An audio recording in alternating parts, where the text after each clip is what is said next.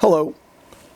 This lesson is about measurements, uncertainty, and estimation. And I promise we will actually talk about that in a few minutes. But first, I want to talk to you about the nature of science. A lot of what people say in science sounds, how can I put this, made up. There are gluons, there are super mega black holes. What is going on in the center of our planet? What's going on in the center of other planets and other galaxies that we're not going to see in our lifetime? But we have explanations for these. We have stories that are in your textbooks. Why do we believe those?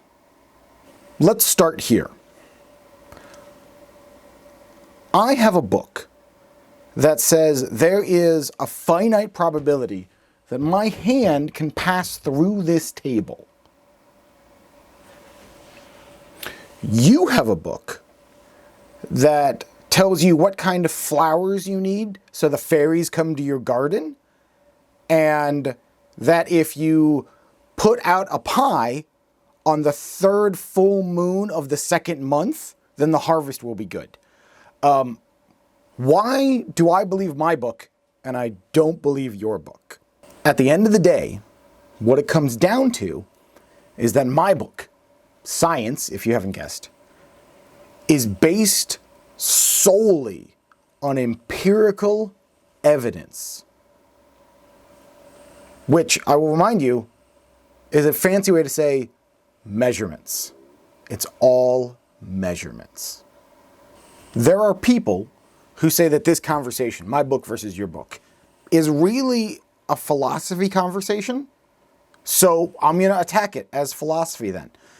Because there are two philosophical razors that I think cut directly to this and get science to where it needs to be. A philosophical razor is an argument that's used to shave down the situation. The most famous of which is Occam's razor. The simpler answer is usually the correct answer. We're going to go a little bit fancier than that for this one. The first razor I want to bring in is Hitchens' razor.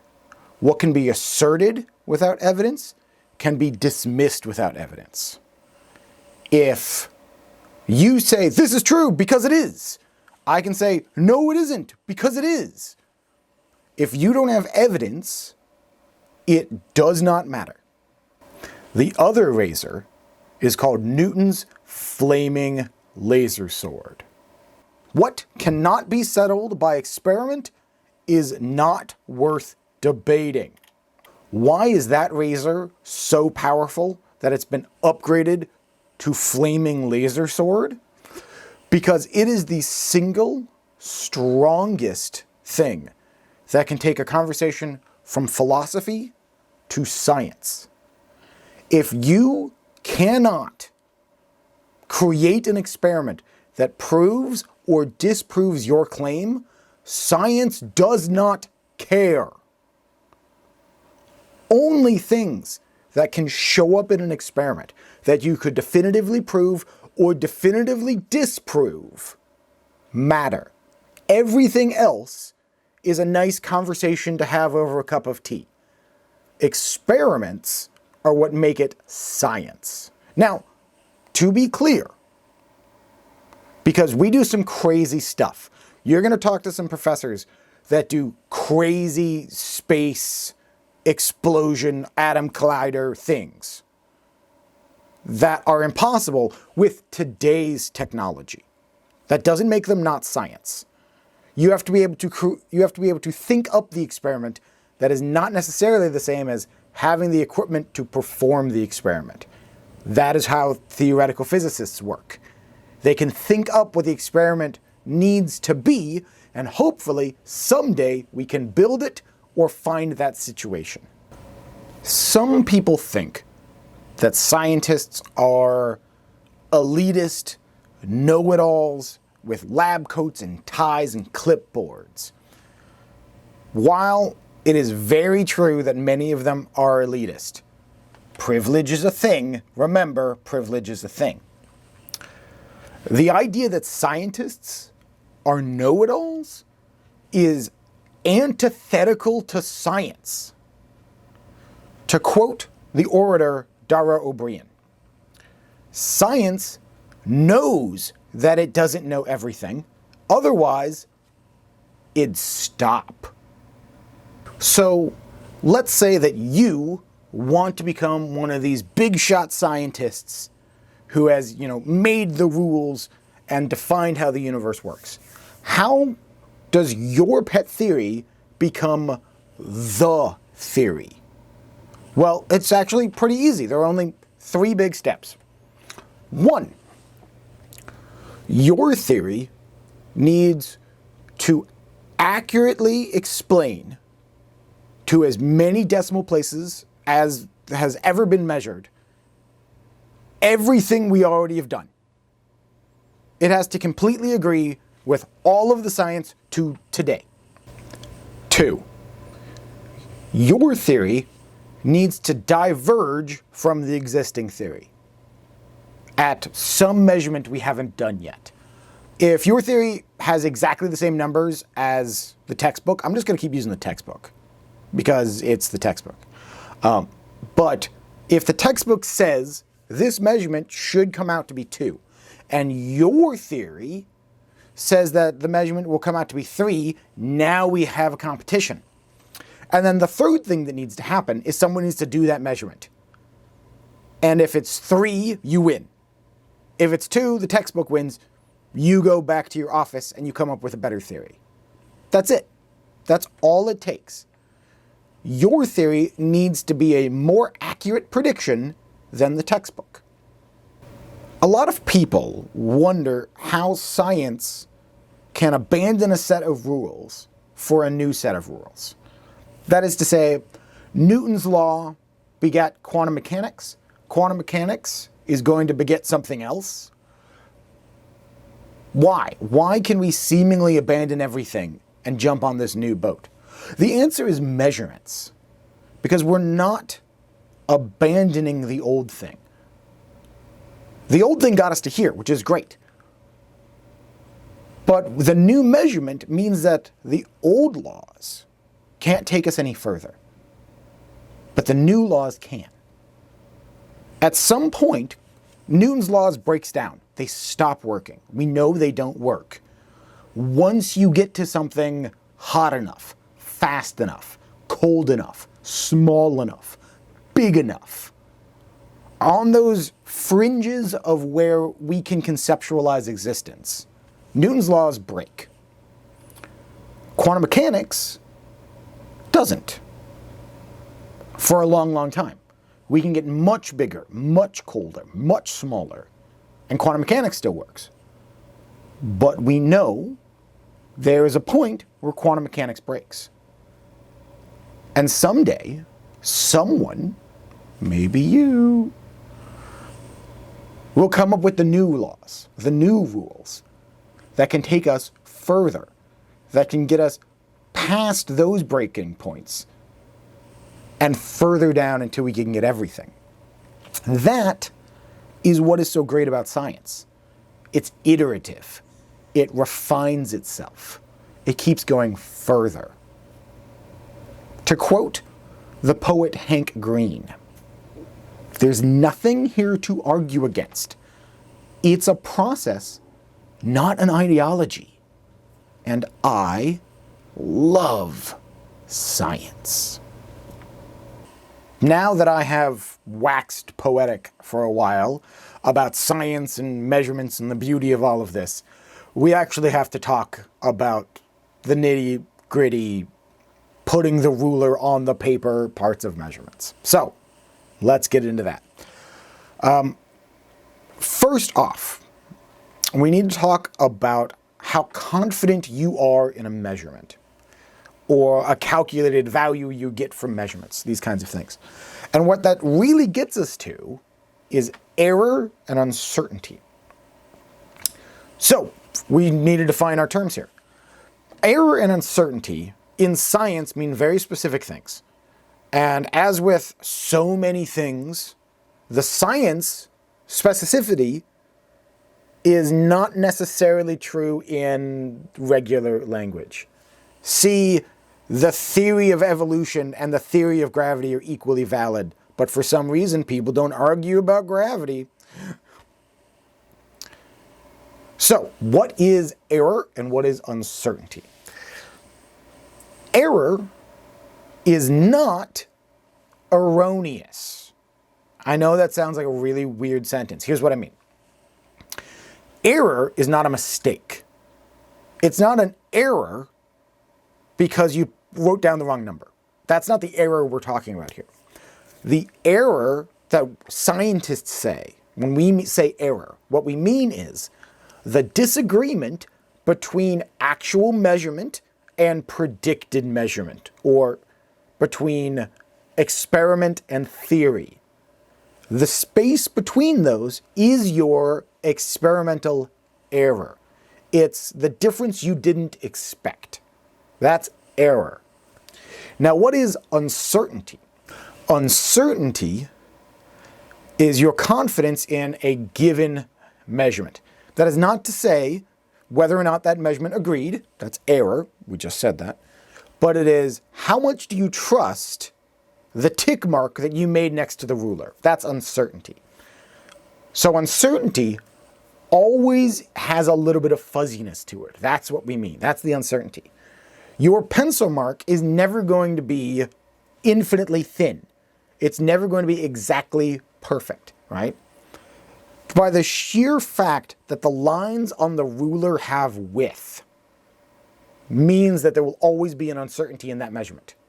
And that's how reality works. There will always be uncertainty. Now that we have separated error from uncertainty, let's break it down a little bit. What are the different kinds of error? You may have heard of some of these, but we're going to talk through them. The first is systematic error. A systematic error is an error that is engineered into your system somehow. That is to say, something like someone messed up the ruler and it doesn't have a 1 written on it. So all of your measurements start at 2 centimeters. Which means every measurement you take is exactly 1 centimeter too big. That is an error, but it's a systematic error. The whole system feels it the same way, and we can just deal with it. Generally speaking, systematic errors like that are things that you can either engineer away with more money, or it's like, oh, we need to calibrate it. Okay, great. Systematic errors. Random error is due to fluctuations of the universe and will never repeat. So what does that mean in a practical sense? That means the wind was blowing. So everything was leaning slightly to the side in the wind and it messed up your measurements. That means today is a cold day. Yesterday was a hot day. So all the sensors are slightly different. These kinds of, there's going to be a little bit of change on the wind and we're just going to deal with that. The great thing about random error is it's completely random, which means you can get rid of it statistically. That if you take the same measurement 1,000 times, even if there's random error, even if there's that fluctuation of the random, it will always be centered on the correct value.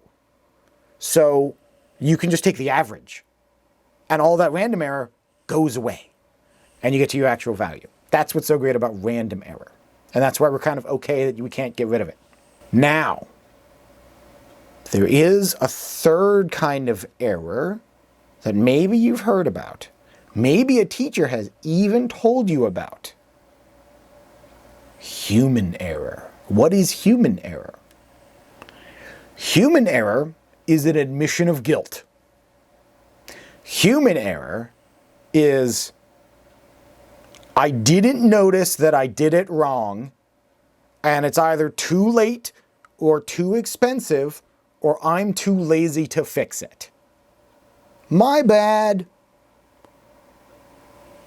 Citing human error is just being a mea culpa. It's saying that you made a goof, and it's too late to do anything now about it. I'll just quietly sit over here. You can get the better scientists to take care of this now. We have now defined terms. So now we kind of need to go through how to deal with all of this stuff, how to actually handle it, and we're going to start with the math things.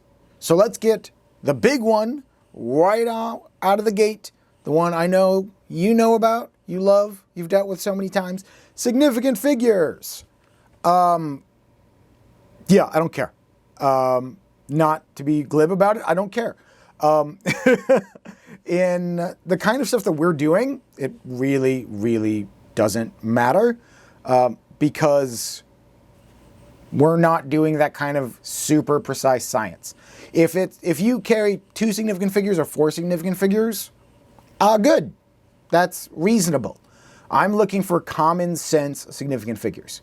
If you want to actually know these rules, go talk to a chemistry teacher. I don't know why, but I feel like everyone who has ever given a lecture and then really cared about significant figures is usually a chemistry teacher.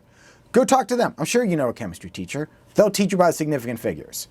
For the matters of the kind of stuff we do and what we care about, a reasonable number, less than all of them, a calculator will make an infinite number of significant figures if you let it, but there should probably always be at least a 100th place. There's no reason not to have a 100th place. So yeah, significant figures. Far more important than significant figures is the math that you use to crunch through a data set. All right, significant figures is kind of reporting. How you get that number, that's what I care about. We need to get these techniques into your fingers, into your hands, into your bones. Not to say you can't do science if you don't have fingers or hands or bones. I mean, not here, but I'm sure somewhere in the universe there's probably a non-vertebrate scientist. Anyway, blah, blah, blah. So, how do we crunch through these numbers? The most important thing to figure out your method here is going to be the size of your data set. Are you dealing with a small data set or a large data set? Now, the smallest data set is 1, a measurement. How do you do a measurement? Well, the general guide is plus or minus half the smallest unit on the measuring device. So if I have a ruler that only has centimeters, it's going to be whatever number I'm at plus or minus half a centimeter. Because I can tell that I am closer, I'm in between 1 and 2, and I'm not sure exactly where, but I can tell if I'm closer to 2 or closer to 1. So plus or minus half that smallest unit. That is for a data set of 1. So next up is a small data set. For the sake of science, small is anything less than 1,000 measurements. So for a small data set, the rules are going to look like this. So the big things here are that we have your mean, which is average. Yes, in math, there's technically a difference between mean and average. Again, don't care. You have your range, and then you have your uncertainty, right? Which is plus or minus half your range, which makes a lot of sense. That's very much like the 1, right? And then from there, you can get to your uncertainty in the mean, which is how much you trust your mean. And then you have your measured value, which is your average or mean plus or minus the uncertainty in the mean. Pretty straightforward. Next up, we have a large data set. Now, a large data set, we're going to say is anything over 100. And we're going to see things that are rather similar. It's going to look like this.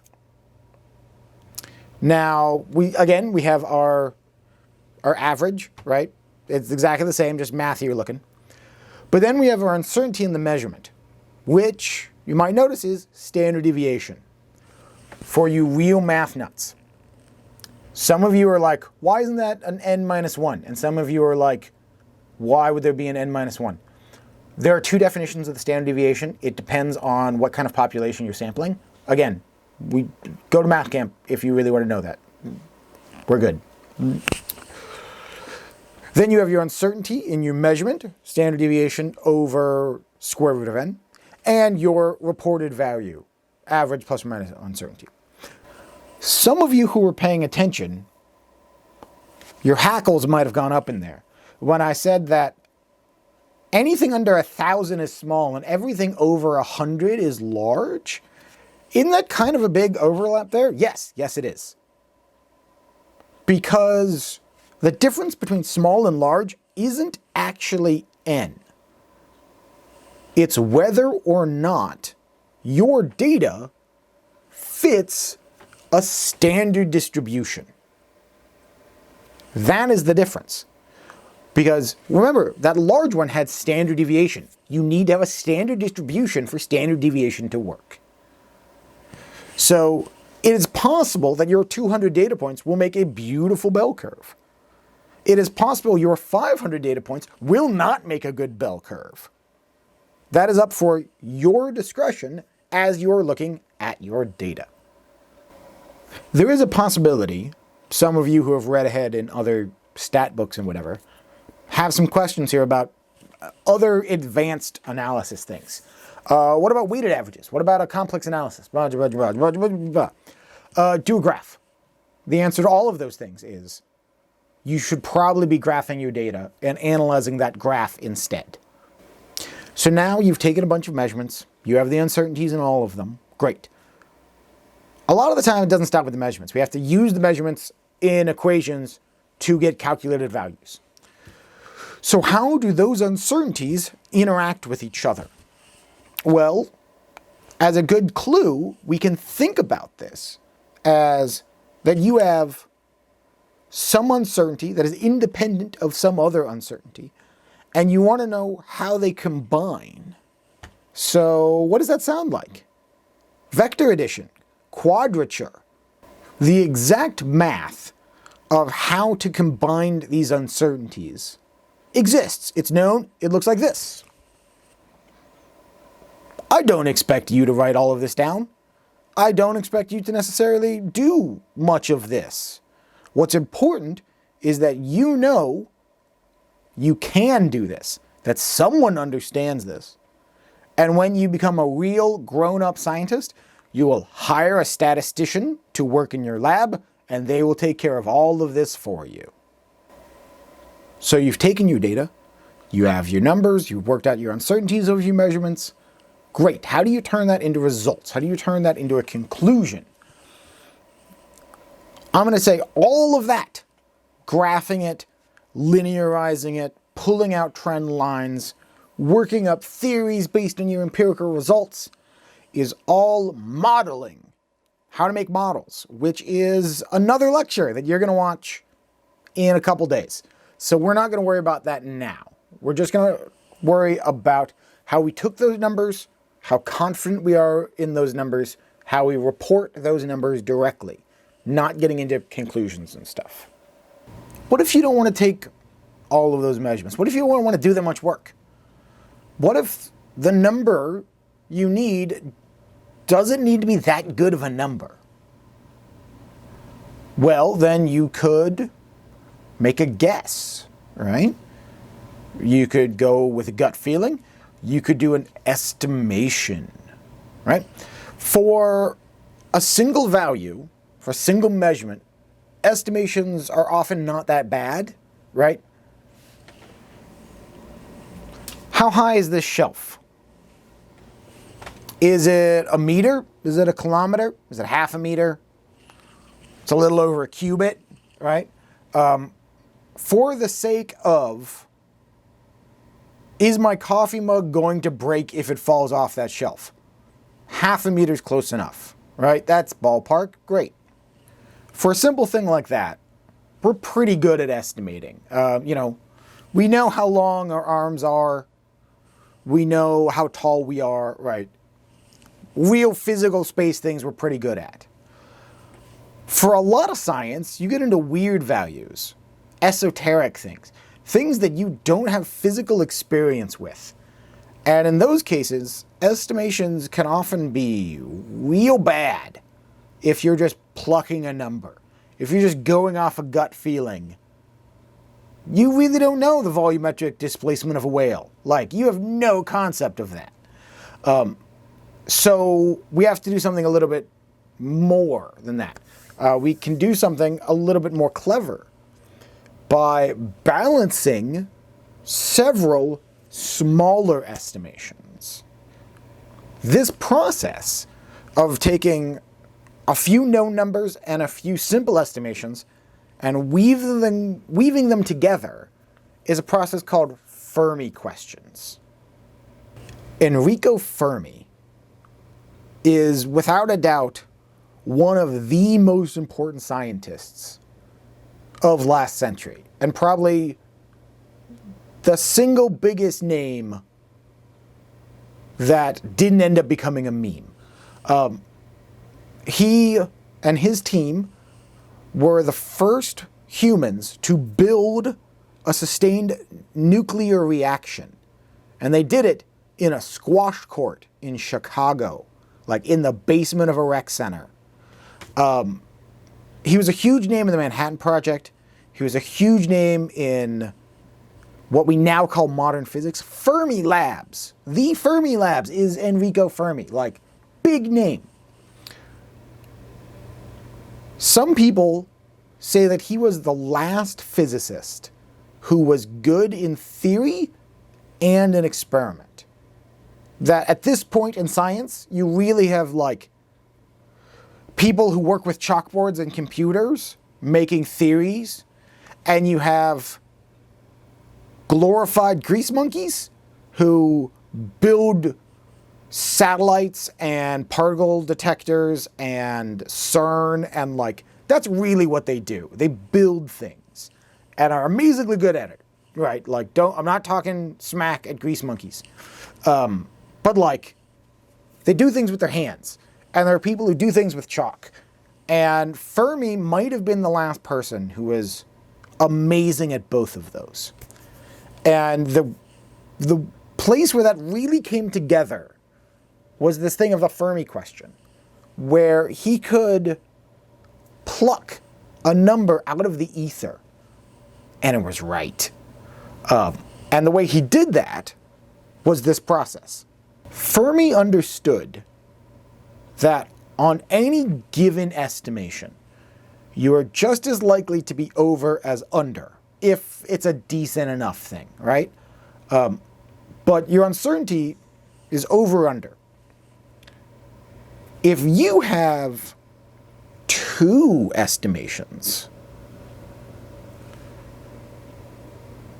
1 out of 4 times, they're both over. 1 out of 4 times, they're both under. But half the time, one is over and one is under, and they balance out to the right number. That's the thing with Fermi questions, that you are taking two small estimations and combining them into a big estimation. And because they were both good estimations to start with, your bigger estimation is now stronger than it would have been.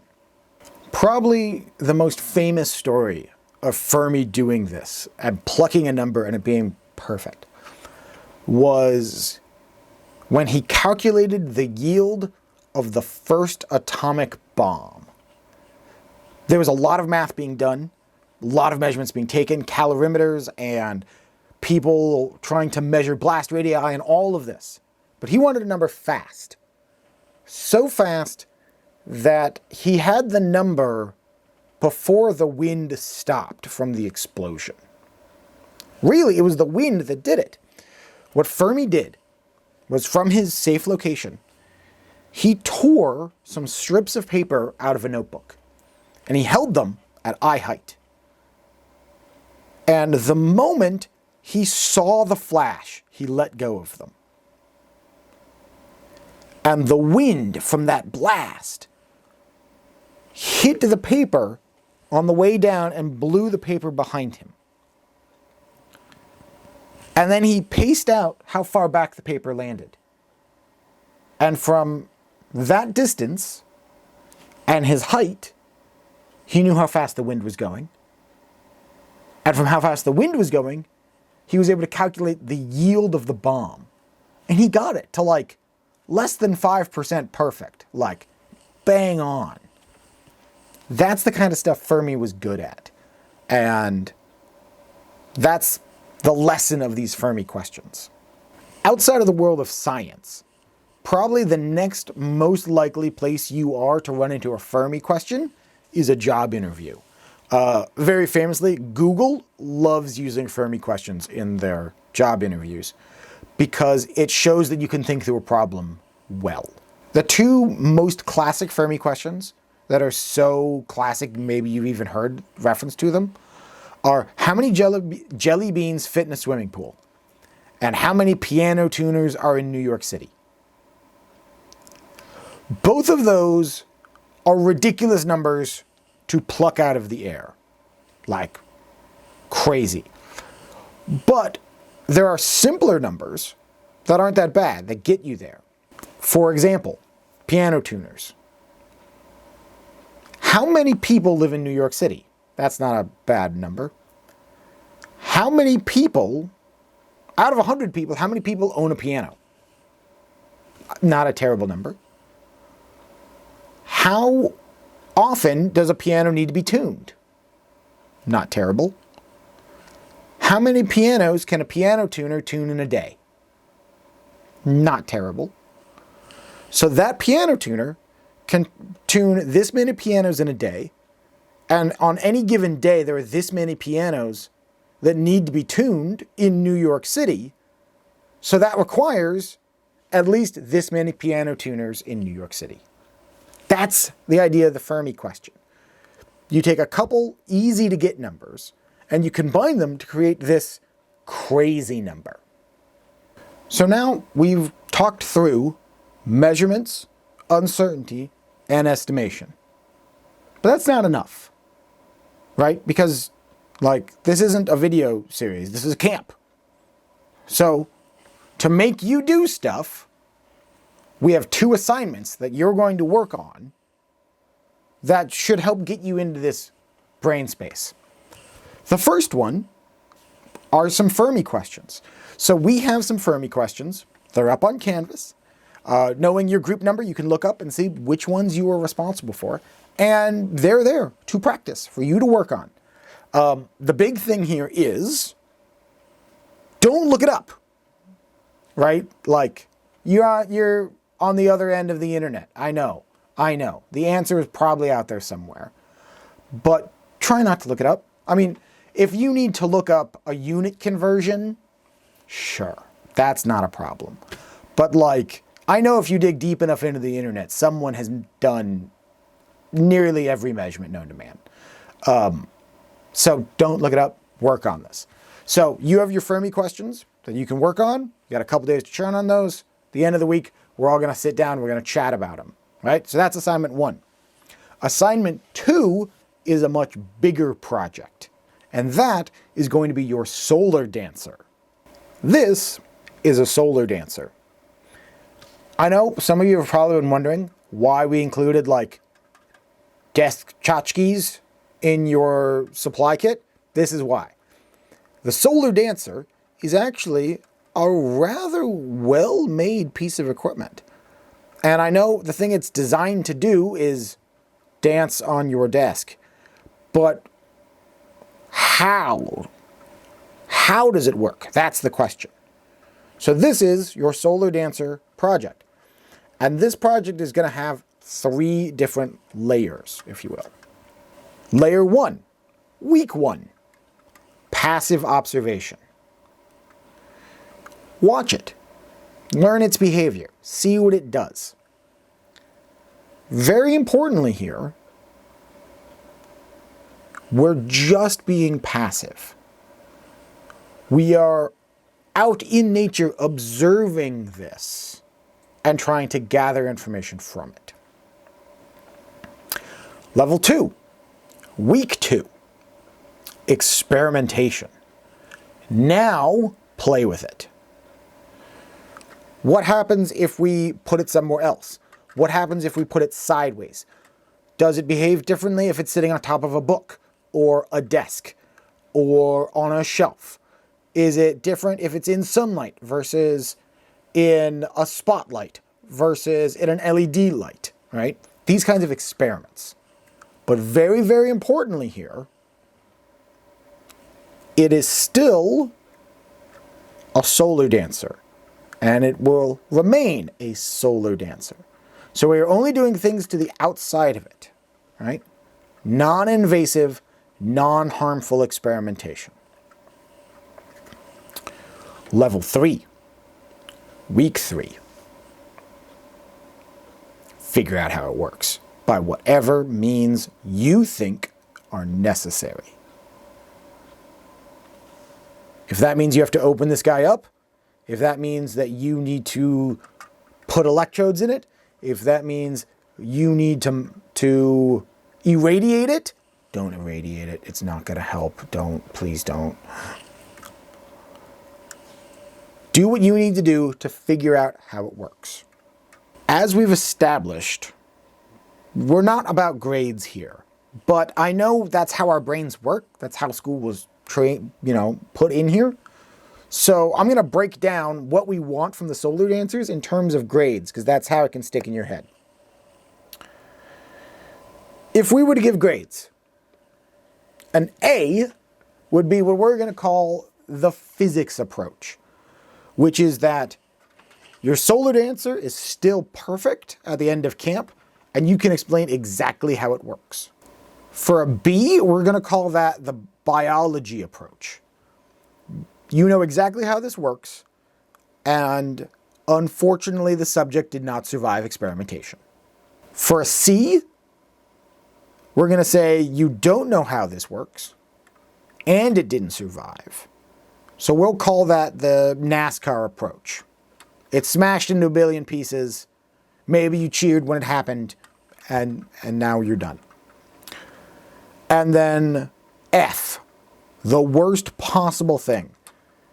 At the end of camp, you can't explain it, and it's still perfect, which we're going to call the porcelain doll approach. You didn't even try. So, you have your Fermi problems. They're going to be due the end of the week.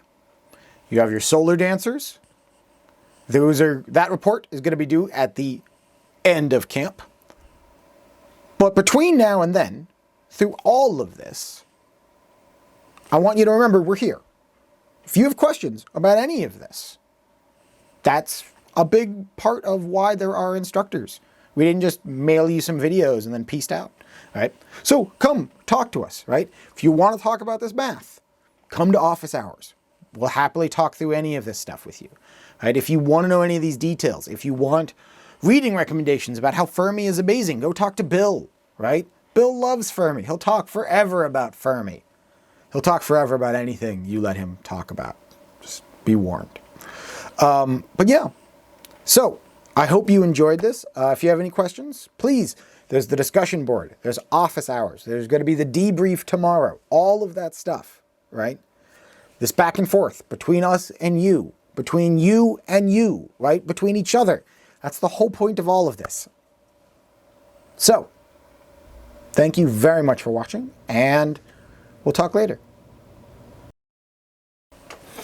Camera test. Camera test. Is all this working?